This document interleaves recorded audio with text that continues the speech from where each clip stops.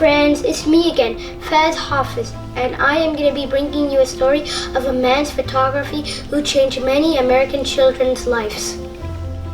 After the Civil War, the availability of natural resources and new inventions gave rise to the industrial boom.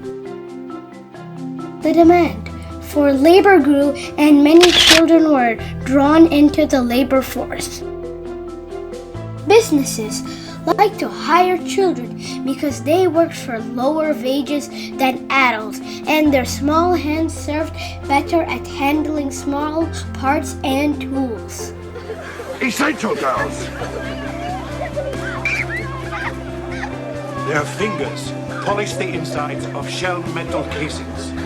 How else am I to polish the inside of a 45mm shell casing? You tell me. You tell me! Lewis Hine, a New York City school teacher and a photographer, believed that a picture could tell a powerful story. He felt so strongly about those abuse of children as workers that he quit his teaching job and became an investigative photographer for the National Child Labor Committee. Hine traveled around the country, photographing the working conditions of children in all types of factories. He photographed children in coal mines, in meat packaging houses, and in textile mills and in the fields. He took pictures of children working in the streets as shoe shiners, newsboys, and hawkers. In many cases, he tricked his way into factories as firemen or Bible salesmen, just to take the pictures that the factory managers did not want the public to see. Hine believed that if people could see for themselves the abuses and injustice of the child labor, they would demand laws to end those evils. You know, there is no better way of feeling the soul of the society than to see how the society treats its children. It was Hine's images that brought the issue of the child labor to national attention.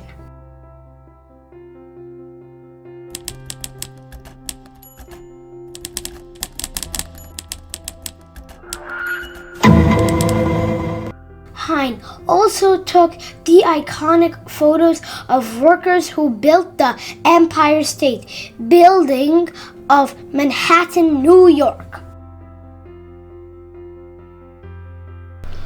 But almost 100 years onward, children are still going through the same pain and the loss of childhood in other parts of the world. My friends, we are all reflections of each other in the vast mirror of motion and space. Your perception is the world's perception. Your realization is the world's realization.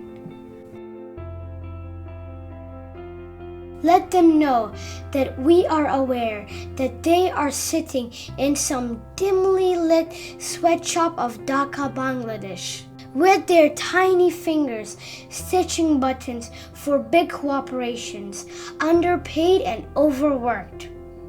Let them know that we are aware of their displacement in Afghanistan, where an 80 years old has to work in the coal mines to feed his younger siblings because he lost his mom and dad in the war, that he had nothing to do with it. And he cannot even cry because he is too busy wiping off the tears of his younger siblings. Let this little 6-year-old girl and boy know that they're being abused in some rich household of Pakistan, because the financially rich but ethically bankrupt masters of the household believe that they can get away with it. And the children's priority teaches them to put up with it without question. It's easier to build strong children, but hard to repair broken human beings. But almost 100 years onward, children are still going through the same pain in some parts of the world. The same loss of childhood that American children went to.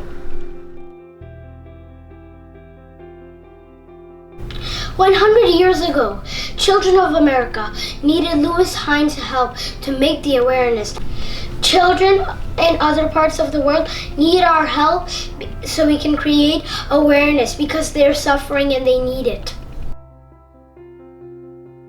These children don't even have access to YouTube, electricity, Instagram, Facebook, social media, and not even video games.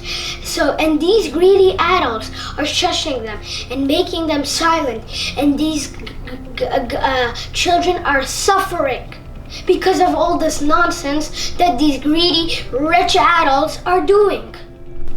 I hope you liked my video, and stay tuned because I'm going to be telling you a new story of American lady from New York. I love you all, guys. I love your comments and I love reading them, and I love you all, guys. Hearts and huggies, and please subscribe.